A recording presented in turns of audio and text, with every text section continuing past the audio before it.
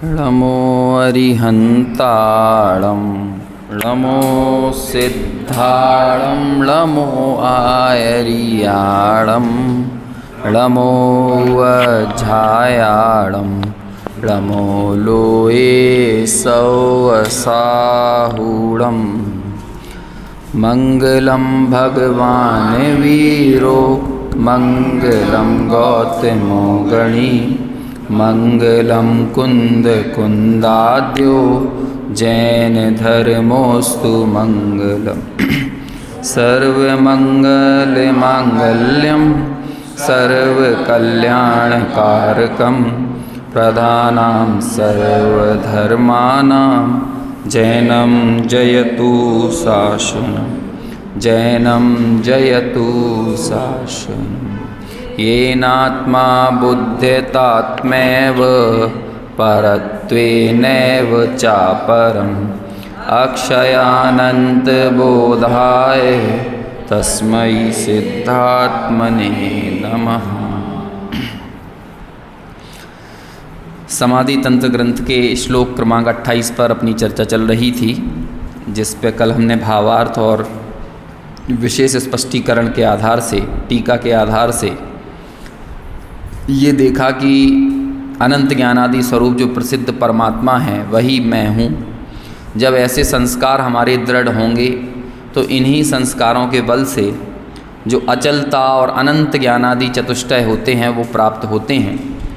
ऐसा आत्म भावना यानी परमात्म भावना का फल है। यदि हम ऐसे सुख को पाना चाहते हैं, ऐसी अभयता को, ऐसी अचलता को, ऐसे परम आनंदित सुख को पाना चाहते हैं तो उसका एकमात्र यही उपाय है। अब ऐसा जो निर्भयता का जो मूल आधार आत्मा है, ऐसे उस आत्मा के में स्थिर होने का, उस आत्मा में तन्मय होने की और प्रेरणा देते हैं। और एक बड़ा ही सुंदर श्लोक अभी 29वें नंबर का श्लोक आ रहा है। मैं तो कहता हूँ इस श्लोक को रट लेना चाहिए अपन को, ताकि हमारे जीवन में जो द्वंद्व रहता है ना कि संसार में सुख है कि आत्मा में सुख है, शुभाशुभ क्रियाओं में सुख है कि आत्मा में सुख है, रिश्ते नातों परिवार में सुख है कि आत्मा में सुख है, धंधे दुकान घर में सुख है कि आत्मा में सुख है, बड़े डाउटफुल रहते हैं अपन, द्वंद्वमय जीवन रहता है। भले हम यहाँ बैठ के कहते तो हैं कि आत्मा में सुख है, धर्म में सुख है, लेकिन भीतर में तो बहुत गहराई से पड़ा हुआ है कि सुख तो बाहर ही है। सुख तो घर में, रिश्तों में, परिवार में, है ना, शादी ब्याह का माहौल हो तो उसमें, इनमें ही सुख है। यही यहाँ पर लिखें पेज नंबर 61 पर उत्थानी का पढ़ते हैं पहले हम कि आत्म भावना के विषय में कष्ट परंपरा के सद्भाव के कारण भय की उत्पत्ति की संभावना रहती है, तो उसमें किसी की किस प्रकार प्रवृत्ति हो ऐसी आशंका का निराकरण करते हुए कहते हैं। देखो ये उत्थानी का पे अपन बहुत गंभीरता से विचार करो।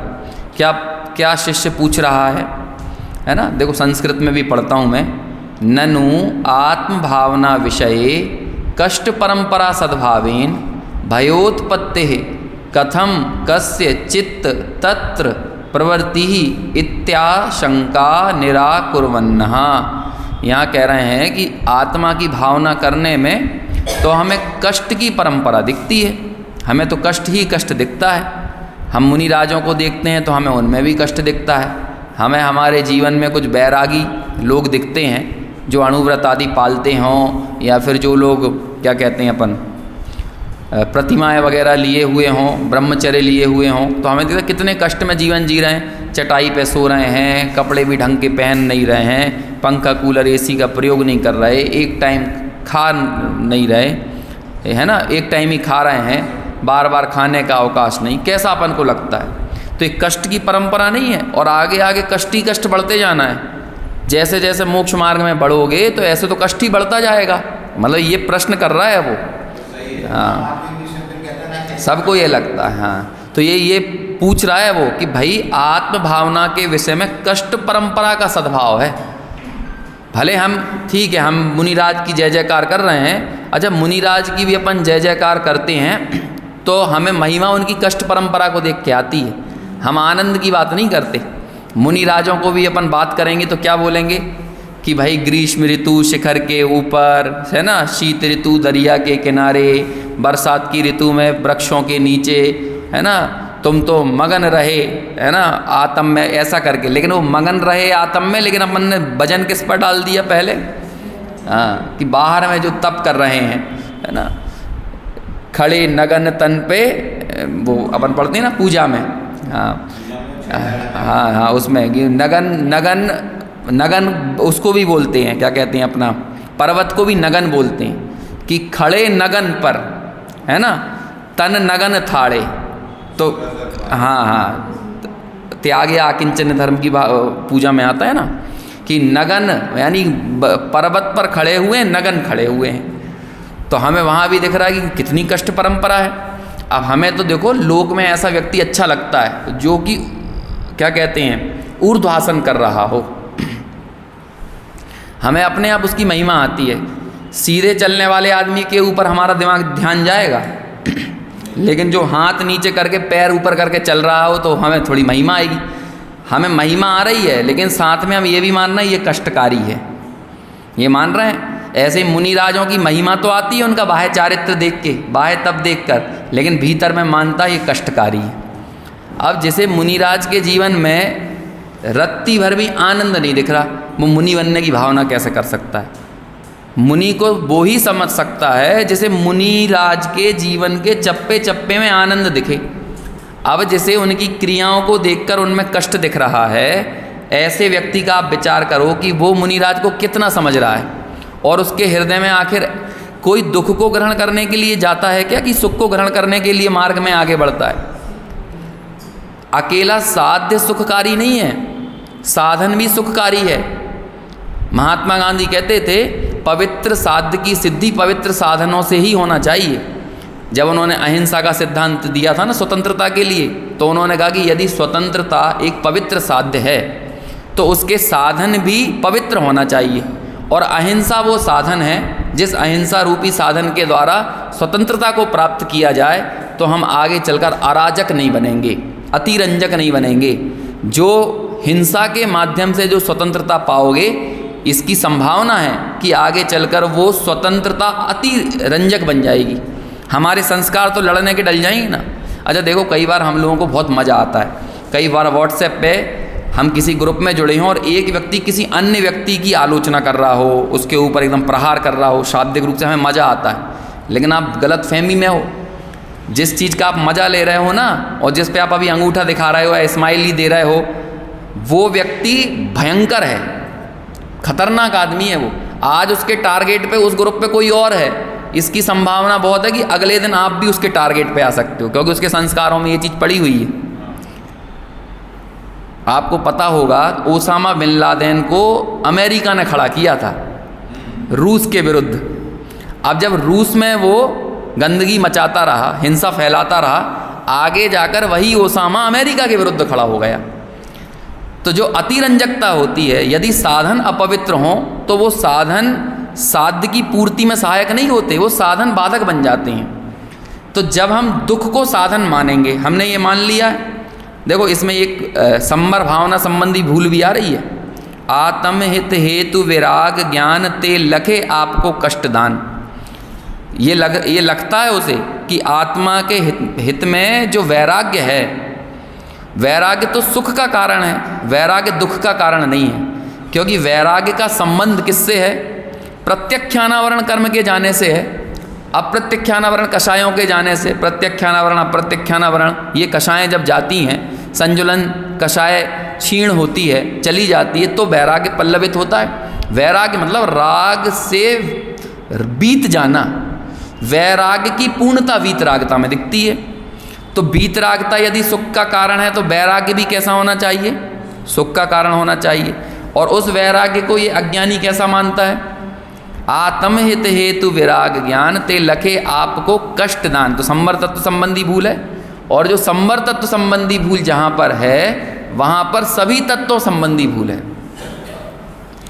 बात समझ में आ रही है? यहाँ पे लिख रहे हैं ना कि आत्म भावना के विषय में कष्ट परंपरा का सद्भाव होने के कारण। इसको जानना है, हमें अपने हृदय के अंदर हाथ रख कर विचार करना है कि हमें कैसा लग रहा है।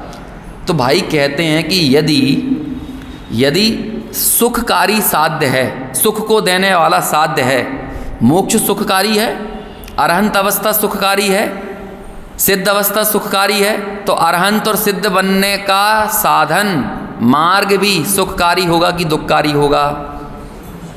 सुखकारी होगा। लेकिन ये मान क्या रहा है? दुखकारी है, ये मानता है वो। तो इसे क्या बोल रहे हैं वो? कष्ट परंपरा।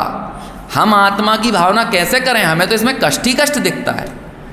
अब बोलो, जब आपको आत्म भावना में, वैराग्य में, मोक्ष मार्ग में, संयम में, साधना में कष्ट दिखेगा, तो ऐसा संयम, ऐसी साधना, ऐसा वैराग्य हमारे हृदय में कैसे आएगा? नहीं आएगा। तो अब वो यही कहता है कि भाई मुझे तो कष्ट परंपरा दिख रही है, मुझे इस वैराग्य में, इस आत्म की भावना में कष्ट परंपरा दिख रही है। मैं पुत्र का विचार करता हूँ तो मुझे कष्ट नहीं दिखता, मैं अपनी पत्नी का विचार करता हूँ तो कष्ट नहीं दिखता, मैं जब विषय सेवन का विचार करता हूँ तो मुझे कष्ट नहीं दिखता। ये एक भ्रम चल रहा है, ये भूल है। मुझे वो सहज लगते हैं, मुझे विषय ग्रहण सहज लगता है, मुझे रिश्तेदारों, परिवारों, नातेदारों के साथ घुलना मिलना बहुत सहज लगता है, मुझे मोबाइल पे घंटों व्हाट्सएप चलाना सहज लगता है, स्वाध्याय करना असहज लगता है। ये होता है कि नहीं? मुझे व्रत लेना असहज लगता है, बफे सिस्टम में दिन भर चरते रहना सहज लगता है। लगाते जाओ जितना है। दुकान पर 14 घंटा सहज लगता है, लेकिन मंदिर में, सामायिक आदि में बिठाल दिया जाए, तत्व निर्णय, तत्व विचार का कहा जाए तो मुझे असहज लगता है। मुझे घूमने के लिए बोल दिया जाए तो 8-8, 10-10 दिन मैं बिना खाए पिए बड़ी बड़ी पर्वतों पर ट्रैकिंग करके आ जाऊंगा, एवरेस्ट भी चढ़ जाऊंगा, मुझे वो सहज लगता है। लेकिन मुझे एक स्थान पर शांति से बैठकर देवगुरु की आराधना करना या आत्मा की आराधना करना असहज लगता है। मैं 6-6 घंटे किचन में समोसा, कचौड़ी, डोसा, इडली बनाते रहूं तो सहज लगता है, लेकिन मुझे शांति से बैठकर यदि आत्मविचार करने को कहा जाए तो मुझे असहज लगता है। लगाते जाओ जितना लगाना है इसे। मुझे आत्म भावना में कष्ट परंपरा ही कष्ट परंपरा दिखती है, और ऐसी आत्म भावना में कैसे करूं?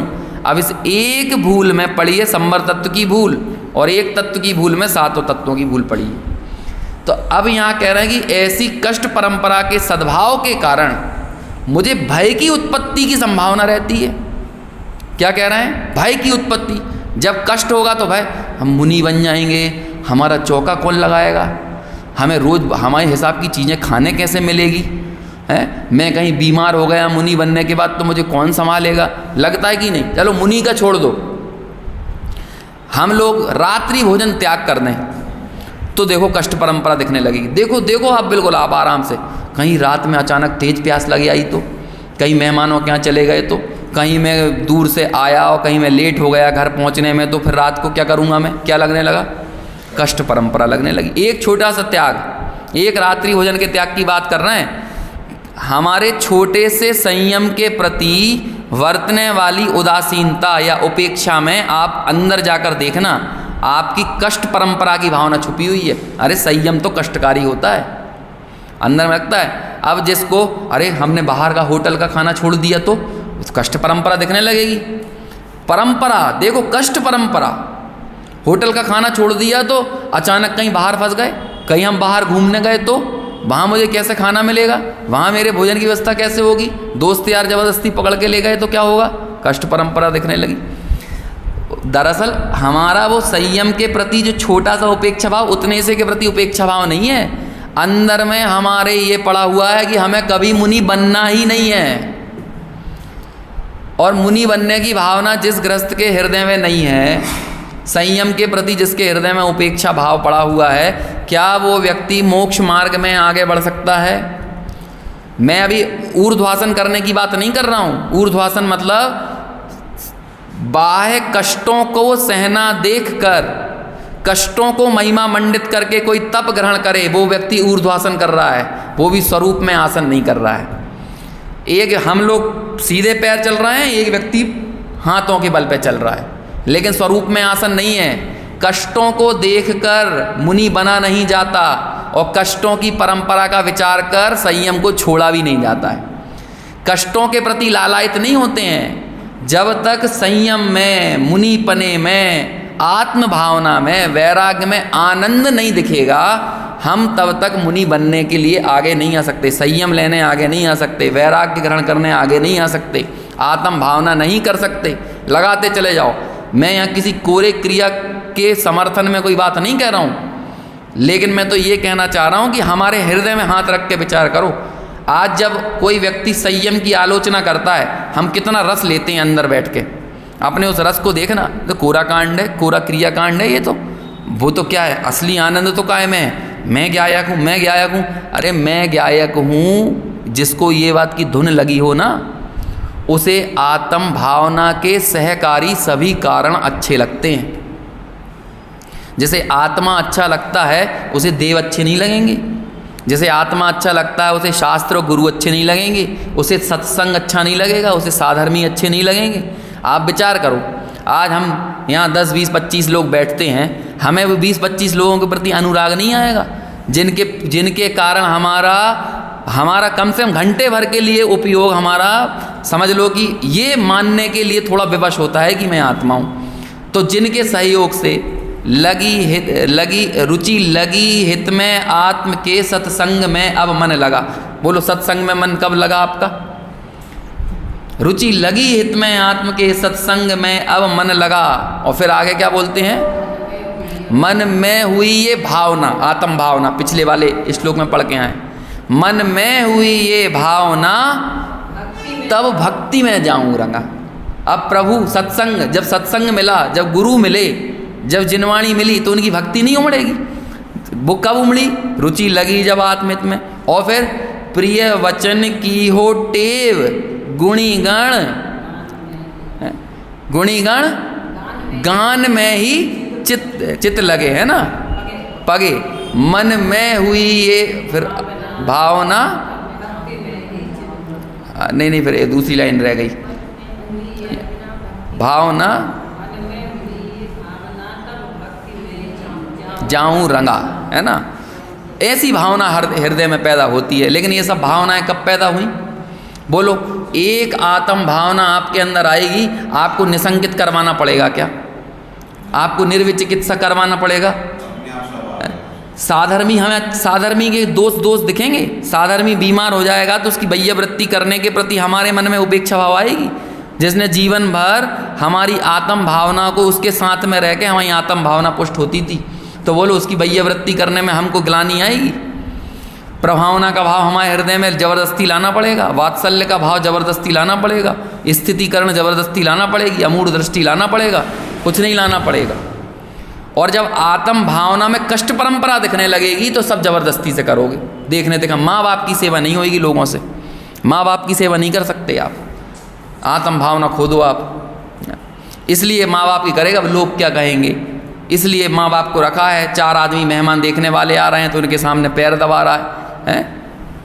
ये बिल्कुल एक्चुअल बात है। लोक में जहाँ असहाय हो जाते हैं ना माता पिता या बुजुर्ग, 78-80 साल के हो जाएं, बेड पे ही उनका सूसू हो रही है, पोटी हो रही है, ऐसी स्थिति बन जाए तो अंदर में विचार आने लगता है घर के सदस्यों को, उन बच्चों को ही, कि इनसे जल्दी से निवृत्ति मिल जाए, ऐसा अंदर मुझे लगता है। और जैसे जैसे वक्त बढ़ जाएगा, 85, 90, 95, हाँ थोड़ा उनसे सहयोग हो तो अच्छा है।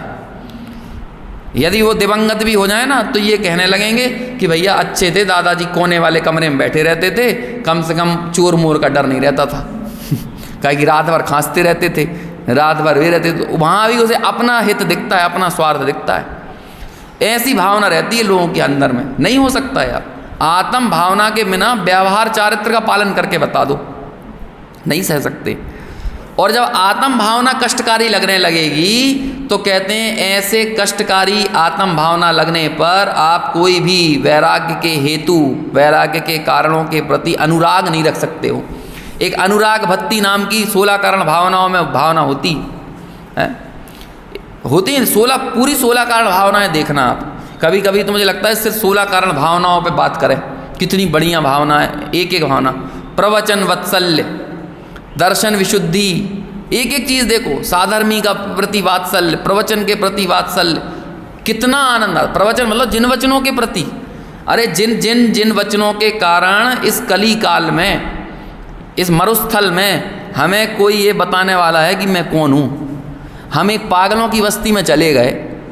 आप इमेजिन करो, जस्ट इमेजिन कि आप एक पागलों की बस्ती में चले गए, हर आदमी अलग अलग बोल रहा है आपसे, ओ कलुआ, ओ गुलुआ, हैं, ओ मोटू, ओ पतलू, सब ये बोलने जुटे हैं। और कोई उस पागल की बस्ती में कोई बिरला, लाखों लोग आपको कुछ और नाम से बुला रहे हैं, कुछ भी बोल रहे हैं। कोई कुछ नंबर से बुला रहा है, कोई कुछ और कह के बुला रहा है जो आपका नाम है ही नहीं है। कोई रॉबर्ट कह रहा, कोई पीटर कह रहा, कोई कुछ कह रहा, कोई कुछ कह रहा। अब ऐसी बस्ती में महीनों हो गए मुझे कि मुझे अपना नाम सुनने नहीं मिला। एक बहुत पहले एक पिक्चर आई थी, 20-25 साल पहले, मुझे याद है, 22 साल तक एक व्यक्ति जेल में बंद रहता है और उसका नाम रख देते हैं, उसका जो नंबर रहता है, जेल का नंबर जो होता है ना, उसके नाम से। तो 22-24 साल तक बस वही कहते हैं, कैदी नंबर ये, कैदी नंबर ये, कैदी नंबर ये। और 22-24 साल बाद कोई व्यक्ति आता है जो उसे उसका नाम लेके बुलाता है, तो तुरंत वो एकदम ऐसा देखता है। 22 साल बाद कोई नाम सुने तो एकदम उसके हृदय में आनंद आ जाता है। 22 साल 25 साल बाद कोई ने नाम लिया तो। अब ऐसे ही आपको बताओ, इस मरुस्थल में आपको कौन मिलता है जो आत्मा कहता है? कौन मिलता है? ये जिनवाणी को हटा दे तो ऐसी जिनवाणी के प्रति वात्सल्य नहीं आएगा, बहुमान नहीं आएगा। ऐसे ही मेरा नाम जिसने लोक में अपना सही नाम ले दिया, उसके प्रति वात्सल्य नहीं आएगा, उससे और बात करने का जी नहीं करेगा, उसके साथ और समय बिताने का जी नहीं करेगा। ऐसे ही जैसे आत्म की भावना हो, उसे जिनवाणी के साथ और समय बिताने का मन नहीं करेगा। उसे ऐसे गुरु मिल जाएं, ऐसे गुरुओं के साथ, ऐसे मुनिराजों के साथ और वक्त बिताने का मन नहीं करेगा। ऐसे देव जिनको देख देख कर बार बार आत्मा याद आता है, ऐसे देव के सानिध्य में रहने का मन नहीं करेगा। ऐसे साधर्मियों के सत्संग में रहने का मन नहीं करेगा। क्या क्या लिखा पूरी आगे की परंपरा देखो, रुचि लगी हित में आत्म के सत्संग में अब मन लगा। अब सत्संग में सब आ जाता है, देव, गुरु, शास्त्र, साधर्मी, है ना, सब आने लगता है। रोज अपन ये शांति पाठ पढ़ते होंगे तो बोलते हैं रोज, हालांकि अब बोलते नहीं हैं लोग, अब वो शॉर्टकट में शांति पाठ कर देते हैं, है ना, शॉर्टकट में ही सब कर। लेकिन वो शांति पाठ आप पढ़ो तो आपको मिलेगा उसमें ये सारी चीज़ें, हैं। सत्संग शुद्धाचरण श्रुत अभ्यास आत्म भावना। जो लो न शिव पद लहूँ तोलो दे यह नर पावना। सत्संग शुद्धाचरण श्रुत अभ्यास आत्म भावना। देखो यहाँ पे आत्म भावना आई क्या नहीं, यही बात पिछले वाले कलश में गई है, आत्म भावना। अरे इस दृढ़ संस्कार करो, अपने संस्कार अभी इसमें दृढ़ हो रहे हैं कि मैं तो स्त्री हूँ, पुत्र हूँ, हैं, दुकान मकान वाला हूँ, सेठ हूँ, पिता हूँ, पुत्र हूँ, यही सब चल रहा है। हम कह रहे हैं सोते समय ये विचार के सो, नींद नहीं लग रही ना, ये विचार करो।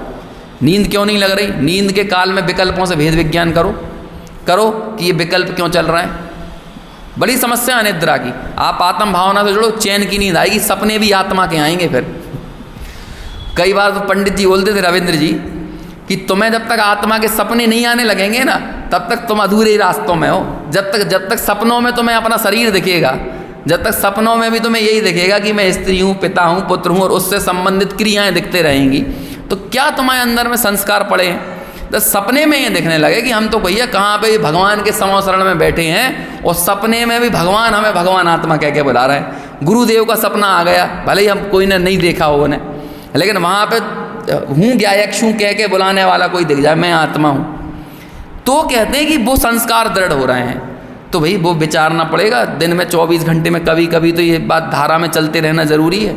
ऐसी धारा ही नहीं चलेगी तो कैसे आगे काम बढ़ेगा। सब विकल्पों से निवृत्त हो जाओ, कोई चिंता नहीं करो, ज़्यादा चिंता मत करो इस चीज़ की कि मेरे घर के लोग कितने जनवाणी सुन रहे हैं, कितने वो हैं। एक उचित मात्रा में सबको संबोधने का, कहने का भाव आता है, लेकिन टेंशन मत लो इस बात की ज़्यादा, ये चिंता मत करो। पहले मुझे बहुत लगता था, ये 5-6 साल पहले, कोरोना के पहले, ये भी कोई लोग आए नहीं, थोड़े से लोग होना चाहिए, है ना, थोड़े से लोग होना चाहिए सुनने वाले। अब तो विकल्प ही नहीं होता है, कोई विकल्प नहीं है। एक आदमी के साथ में यदि अपना स्वाध्याय हो रहा है तो वही अपने लिए मंगल है, उसमें कोई ज़्यादा संख्या की आवश्यकता नहीं है, विकल्प नहीं करना है। उचित एक साधर्मी के नाते जो सहज वात्सल्य आता है तो लोगों से कहने का भाव आए बिना रहता है, लेकिन उसका लोड मत लो कि ये क्यों नहीं जुड़ रहे हैं। अरे भाई कोई पानी पीने वाला नहीं है इस मोहल्ले में, तो क्या कुआं नहीं खोदोगे? तुम खुद तो हो हैं? कोई पानी ना पिए, ये सोचते हैं क्या? अब भैया हमें घर में नल कौन लगवाए, हम तो अकेले ही रहने वाले हैं यहाँ पे, अभी ऐसा बोलते हैं अपन हैं? घर में कौन जेट लगवाए, कौन बोरिंग करे, कहते हैं। अब कौन पानी पिएगा, गांव में कोई बचे ही नहीं है। अरे कोई पिए ना पिए, खुद तो पियोगे। तो ऐसे ही जब स्वाध्याय करने बैठोगे तो किसी को आनंद मिले ना मिले, खुद को तो आनंद मिलेगा।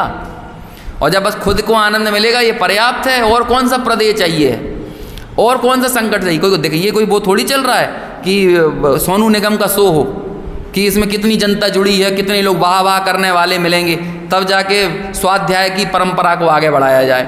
ये तो नितांत क्या कहते हैं, स्वांत सुखाय क्रिया है। खुद को सुख मिलने, यदि खुद को सुख नहीं मिल रहा और लाखों लोग झूम रहे हैं, कोई मतलब नहीं है। लाखों लोग तालियां बजा रहे हैं, लाखों लोग लाइक कर रहे हैं, लाखों लोग आपको सब्सक्राइब कर रहे हैं, ट्वीट कर रहे हैं, और खुद को मज़ा ही नहीं आया। मज़ा आ रहा है इस बात में कि सब्सक्राइब कितने हो रहे हैं, मज़ा इस बात में आ रहा है कितने व्यू मिल रहे हैं, कितने लोग लाइक कर रहे हैं। तो आत्म भावना में मज़ा कहाँ आया? आत्म भावना तो कष्टकारी ही लगी। समझ में आया कि नहीं? बहुत ही अपने, हम अकेले स्वाध्याय करने कैसे बैठ जाएं घर में, घर का एक भी सदस्य नहीं सुनता। तो घर के सदस्य नहीं सुनते, तुम तो सुनो, तुम तो पढ़ो, उसमें और किसको सुनाना है, किसको पढ़ाना है? खुद को तो आनंद आएगा। ये भाव जब तक अपने हृदय में पल्लवित होता जाएगा, गहराई में ये बैठता जाएगा, आपको संयम अच्छा लगेगा, आपको वैराग्य अच्छा लगेगा, आपको देव अच्छे लगेंगे, गुरु अच्छे लगेंगे, शास्त्र अच्छे लगेंगे, सारे साधनों से प्रेम हो जाएगा। साधनों से प्रीति का मतलब है व्यवहार, और साध्य से प्रीति का मतलब है निश्चय। बिना साध्य की प्रीति के साधनों से प्रीति हो ही नहीं सकती है। साध्य उपादेय लगे बिना साधनों से प्रीति नहीं हो सकती, जब तक साध्य उपादेय लगेगा नहीं लगेगा। और साध्य का नाम है आत्म भावना। और जब वो आत्म भावना अच्छी लगी तो आत्म भावना तक ले जाने वाले सारे साधन अच्छे लगेंगे। पूरा प्रथमानुयोग उतर जाएगा, इतनी सी चीज़ में पूरा चरणानुयोग उतर जाएगा, अलग से लाने की जरूरत नहीं है। चरणानुयोग की क्रिया देख देख के चरणानुयोग नहीं पलता है। द्रव्यानुसारी चरणम, अमृत चंद्राचार्य ने लिखा कलश, जब 201 नंबर की गाथा में प्रवचन सार में मुनि राजों की चर्चा करने के लिए जब आगे बढ़ते हैं आचार्य कुंद, तो अमृत चंद्राचार्य ने एक कलश लिखा। आचार्य कुंद ने तो पहले गारंटी दी, क्या कहा उन्होंने? एवं पणमीय सिद्धे, है ना, जिण सासणे पुणो पुणो समणे, ऐसे ही है ना एक गाथा। पढ़ी वज्जदु सामण्यम जदि इच्छति दुख परिमोक्षम। ऐसे सिद्धों का स्मरण करके, सिद्धों को याद कीजिए, सिद्ध है ना हमारे साध्य स्थान पर, सिद्धों को भी बिठाया जाता है। तो ऐसे सिद्धों का स्मरण करके, उनका वंदन करके बारंबार श्रवण बनने की भावना भाव। और यदि तुम वाकई में दुखों से छूटना चाहते हो, यदि इच्छति दुख परिमोक्षम, यदि दुखों से छूटना चाहते हो, मुक्त होना चाहते हो, तो क्या करो? पढ़ी वज्जदु सामण्यम, सामान्य अंगीकार करो। और फिर आगे इसकी टीका में अमृत चंद्राचार्य लिखते हैं, तुम बनो श्रवण, हम खड़े हैं। ऐसा बोलते हैं अमृत चंद्राचार्य, ये हम खड़े हैं, तुम घबरा क्यों रहे हो? हम तो खड़े हैं तुम्हारे साथ में, तुम्हें संभालेंगे हम, चिंता क्यों कर रहे हो? तो हमें देखते रहना, पढ़ते रहना, हमें सुनते रहना, समझते रहना, तुम्हें घबराहट नहीं होना चाहिए। सीधे ये बोलते हैं। पुरुषार्थ सिद्धि उपाय में अमृत चंद्राचार्य लिखते हैं कि जो महाव्रत का उपदेश तो बाद में दे और अणुव्रत का पहले दे, वो दंड का पात्र है। अक्रम से उपदेश दिया उसने। पहले तो अरे भाई, सामने वाला पता चल रहा है कलेक्टर बनने की क्वालिटी रखता और आप उसे बाबू बनने की प्रेरणा दे दो, तो क्या मतलब है? पहले तो यही कहो कलेक्टर बनो, और फिर देख लिया हाँ भाई थोड़ी सी इसमें सामर्थ्य की कमी है, तब कहो चलो कोई बात नहीं, ये SSC दे लो, MPPSC दे लो, है क्लर्क का एग्ज़ाम दे लो, बाद में बोलोगे ये सब, पहले ही थोड़ी बोल दो। ऐसे ही भाई अंदर में पुरुषार्थ उसका इतना प्रबल हो कि सीधे श्रमण अंगीकार करे, और अपन ने सीधे उसको अणुव्रत पकड़ा के छोड़ दिया, तो ऐसा नहीं है। तो अमृत चंद्राचार्य कहते हैं अक्रम का उपदेश है। सीधे उसे क्या उपदेश दो? तुम तो श्रावण्य अंगीकार करो, श्रावण्य अंगीकार करो। और यदि वाकई में दुखों से छूटना चाहते हो तो श्रावण्य अंगीकार करो, श्रावण्य पने को दुख की परंपरा मत मानो, ऐसा कहा। और उससे पहले कहा ये चरणानुयोग कैसे आया? तो उन्होंने कहा कि ये द्रव्यानुसारी चरणम, देखो यहाँ पे देखा हो प्रवचन सार, श्लोक पढ़ के बताता हूँ आपको। ये सारी चीज़ें एक दूसरे से इंटरलिंक हैं, कोई चीज़ कहीं से हटती नहीं है। आप एक गाथा बोलते बोलते पूरे जिनागम का राउंड मार के आ सकते हो। एक गाथा की गहराई में विचार में चले जाओ आप, पूरा जनागम का आपको ये वो होता है ना 11 अंग 9 पूर्व का जो पाठी हो जाता है, या द्वादशांग के जो पाठी हो जाते हैं, 1 सेकंड में लाखों श्लोक करोड़ों श्लोक दोहरा लेती, सेकंड्स के अंदर पूरा का पूरा 1 सेकंड के अंदर पूरा दिमाग में उतर जाता है। हमारे डॉक्टर साहब कहते थे छोटे दादा कि मेरे को 2-5 मिनट से ज़्यादा नहीं लगते समय सार का रिवीजन करने में, 2-5 मिनट में पूरा समय सार का रिवीजन हो जाता था। तो ये यदि यही संस्कार बारंबार अपने डलते जाएं तो ऐसा ही होता। देखो ये आया 199 नंबर की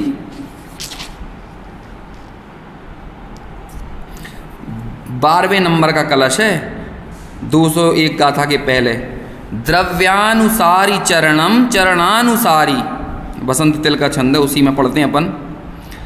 द्रव्यानुसारी चरणम चरणानुसारी, द्रव्यम मिथोदयमिदं ननु सव्यपेक्षम, तस्मान् मुमुक्षुरधिरोहतु मोक्ष मार्ग, द्रव्यम प्रतीत्य यदि वा चरणम प्रतीत्य। देखो पद्यानुवाद पढ़ता हूँ तो आपको समझ में आएगा। द्रव्य के अनुसार होता चरण ऐसा जानिए, चरण के अनुसार होता द्रव्य ऐसा जानिए। परस्पर सापेक्ष दोनों इसलिए मोक्षार्थी जन, लेकर चरण या द्रव्य का आश्रय करो शिव पथ गमन। यदि शिव पथ में गमन करना है तो चाहे द्रव्यानुयोग को पकड़ लो और चाहे चरणानुयोग को पकड़ लो, लेकिन दोनों एक दूसरे से सापेक्ष हैं। चरणानुयोग द्रव्यानुयोग का विरोधी नहीं और द्रव्यानुयोग चरणानुयोग का विरोधी नहीं, क्योंकि जो द्रव्यानुसारी है वही चरण है, वही चरण है। जो द्रव्य में भीतर द्रव्य का निर्णय करके, अपने त्रिकाली ज्ञायक भाव का निर्णय करके जो उसमें उतर गया, वो क्या है? वो द्रव्यानुसारी है। और उतर गया यही उसका आचरण हो गया, तो चरणानुयोग आ गया। अब चरणानुयोग में उतर गया तो उसे ये सब साधन भूमि का अनुसार मंगल लगने लगते हैं, उसके साधर्मी के प्रति राग आ जाता है, उसमें निसंकित आदि भावनाएं आ जाती हैं, उसमें 16 कारण भावनाएं आ जाती हैं। 16 कारण भावनाएं आने पर भी उपादेय तो वो एक आत्मा को मानता है और 16 कारण भावनाओं का भूमि का अनुसार निर्वहन होता है। समझ में आए? और जिसे आत्मा अच्छा नहीं लगता, उसे 16 कारण भावनाएं कष्टकारी लगती हैं, उसे 8 अंग कष्टकारी लगते हैं, उसे संयम कष्टकारी लगता है, सब होता है। करें क्या उसमें? ऐसा कहते हैं कि यदि आपको पित्त ज्वर हो गया हो तो पित्त ज्वर हो जाने पर आपको मीठा कड़वा लगने लगता है, और आपको सांप काट ले यानी सांप का जहर चढ़ जाए तो क्या होता है? उल्टा हो जाता है। तो क्या कहते हैं? कड़वा मीठा लगना। नीम खिला दो तो मीठा लगने लगेगी। समझ में आया ना? जैसे जिसको जहर चढ़ा हो, ऐसे ही जैसे तृष्णा का जहर चढ़ा हुआ है, उसे भोग जो कि कड़वे हैं लेकिन वो मीठे लगते हैं। और जिसका पित्त ज्वर है ना, जिसके अंदर में दुर्भावना, आत्मा की भावना जिसके नहीं पड़ी है, ऐसे उस व्यक्ति को ये जो मीठी हैं स्वाध्याय आदि क्रियाएं, संयम, ये सब कड़वे लगने लगते हैं, कष्टकारी लगने लगते हैं। तो बोलो वस्तु तो जैसी है वैसी ही है। जो सुखकारी है वो सुखकारी है, जो दुखकारी है वो दुखकारी ही है ना। कभी सेवन करो, कैसे ही सेवन करो, लेकिन तुम्हारे अंदर की हालत खराब है ना, भीतर में जहर चढ़ा हुआ है ना, तो भोग मीठे लग रहे हैं। और भीतर में ज्वर है, पित्त ज्वर चढ़ा हुआ है, तो तुम्हें स्वाध्याय आदि धर्म साधन कड़वे लग रहे हैं। अब इसमें कोई क्या कर ले? तो ऐसी उस भ्रांति और उस भय को दूर करने के लिए देखो क्या लिख रहे हैं। भय की उत्पत्ति की संभावना बनी रहती है, डर लगता है यदि हम आत्मा में आ गए, ज़्यादा बैराग। आप देखो लोग बाग अपने बच्चों को धर्म शिक्षा नहीं देते, घबराहट होती है उन्हें, भैया ज़्यादा ही धर्म सीख लिया तो मुनि बन गए तो क्या हुई है? एक ही तो बच्चा है जय यदि त्यागी बन गया, इसने शादी करने से मना कर दिया तो क्या करेंगे? ब्रह्मचर्य ले लिया तो क्या करेंगे? कौन हमारी पीढ़ी आगे बढ़ाएगा? देखो कितना आगे का सोच लेता है। 5 साल का बच्चा देख के समझ लेता है आदमी। 5 साल के बच्चे में उसे पीढ़ी दिख जाती है अपनी।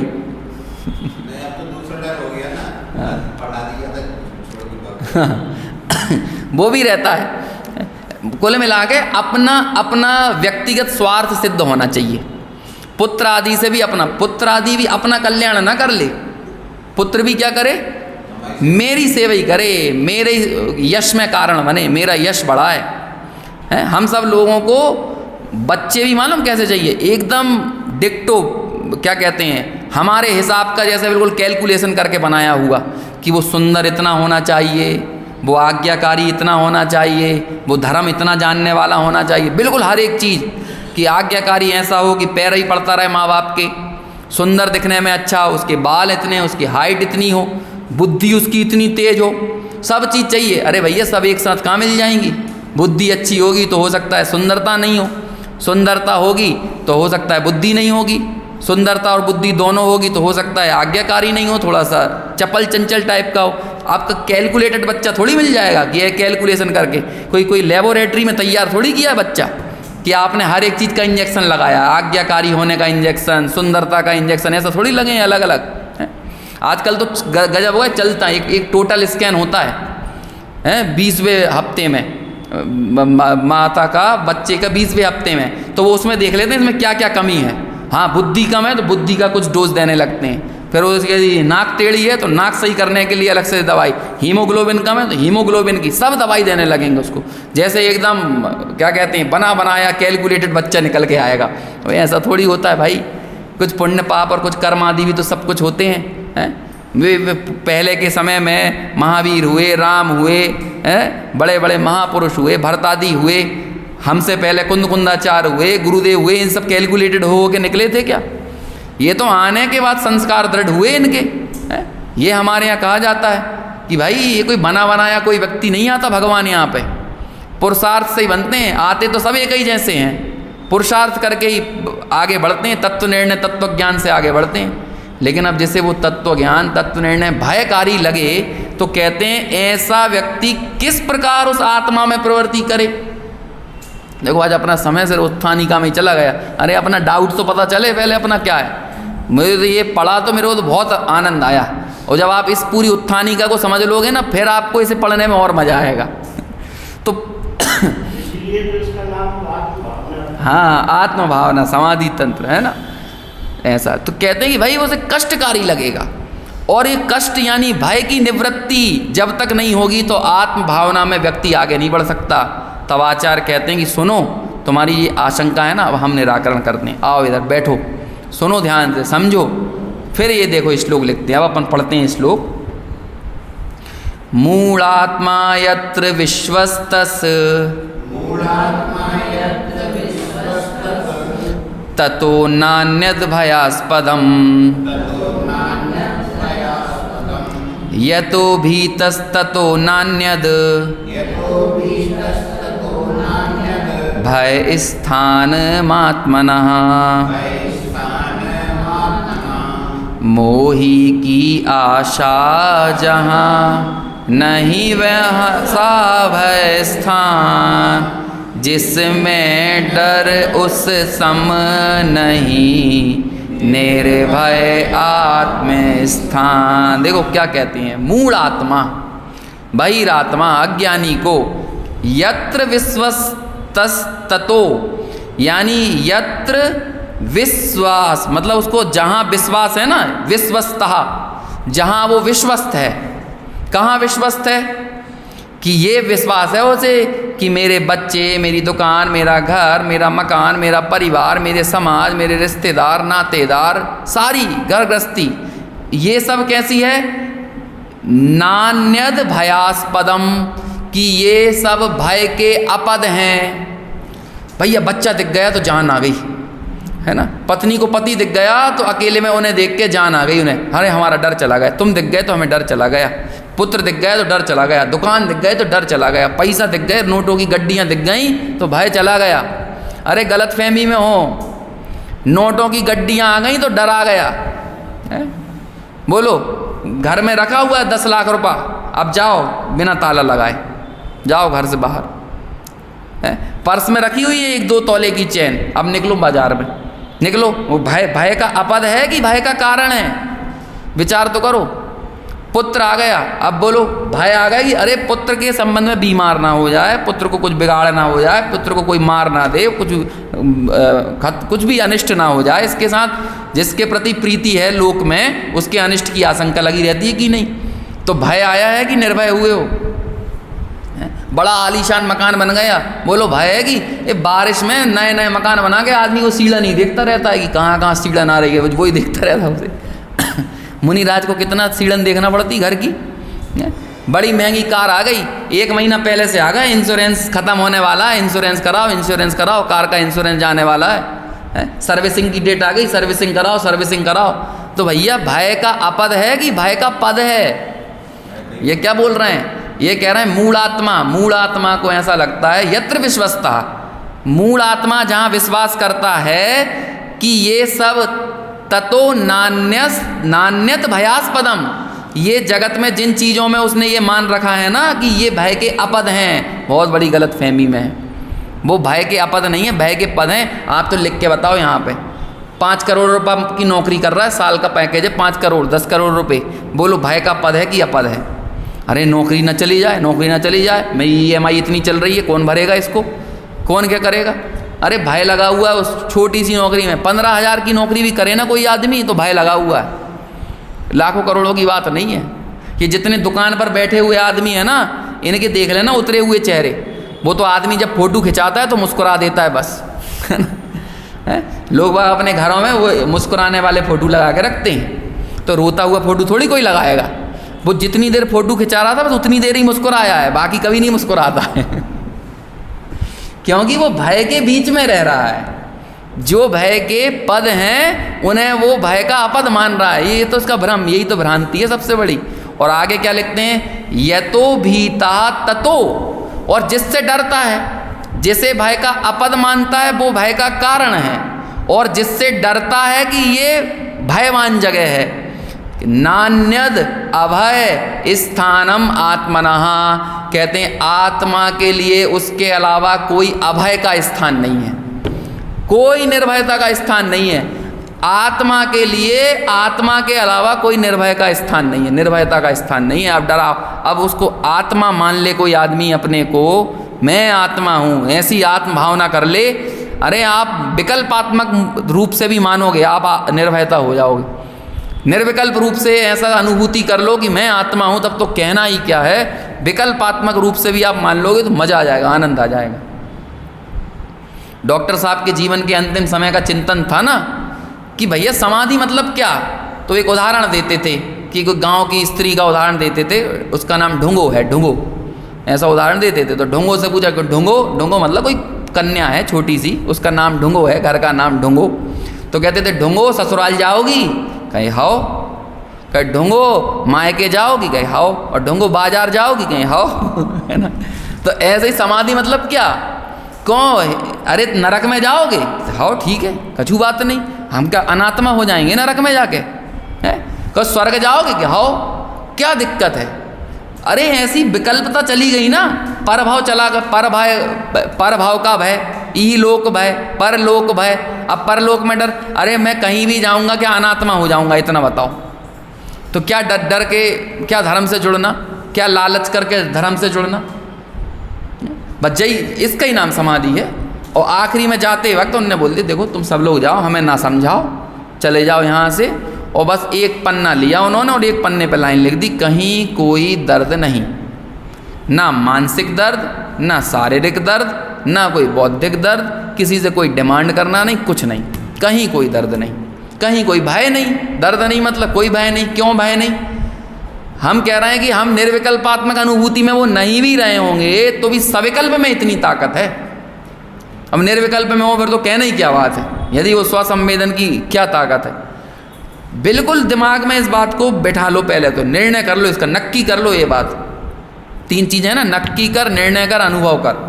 तो पहले नक्की करो, आगम से पक्की कर लो। नक्की मतलब एकदम पक्की हो जाए ये बात कि जिन्हें मैं जगत में निर्भयता का जगह स्थान मानता हूँ वो सब भय की जगह हैं, और जिसे मैं भय का कारण मानता हूँ इस पूरे लोक में उसके अलावा अभय का कोई स्थान नहीं है, कोई अभय का स्थान नहीं।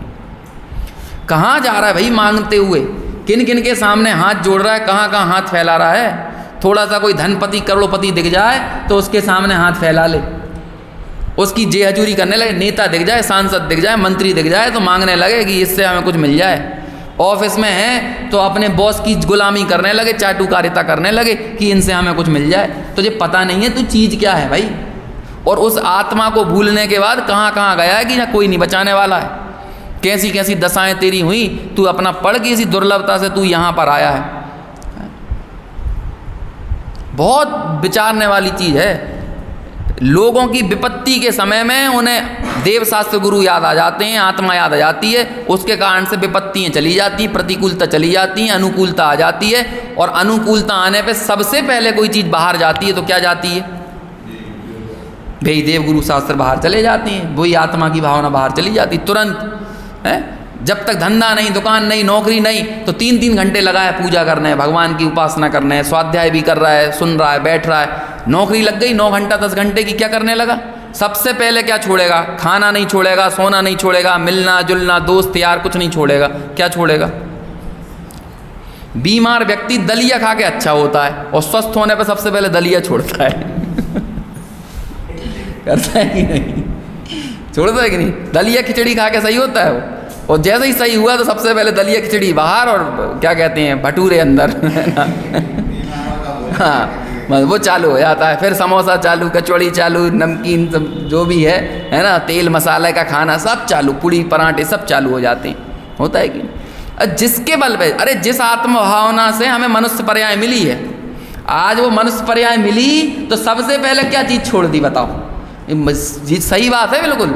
आप पढ़ना, आप क्या कहते हैं पद्मनंदी पंचविंशति का, अभी यहाँ रखा होता तो मैं श्लोक दिखाता आपको खोल के। पढ़, उसमें दिया है ये भैया तू मनुष्य बना है उसी के बल पे मिला है, नहीं बनते ही नहीं। पहले कितने से तो मनुष्य होते हैं? 29 अंक प्रमाण, कुछ काउंटिंग नहीं है इस पूरी लोक में। मनुष्य सबसे कम संख्या में है, सबसे कम। असंख्यात भी नहीं है मनुष्य, सोच लो।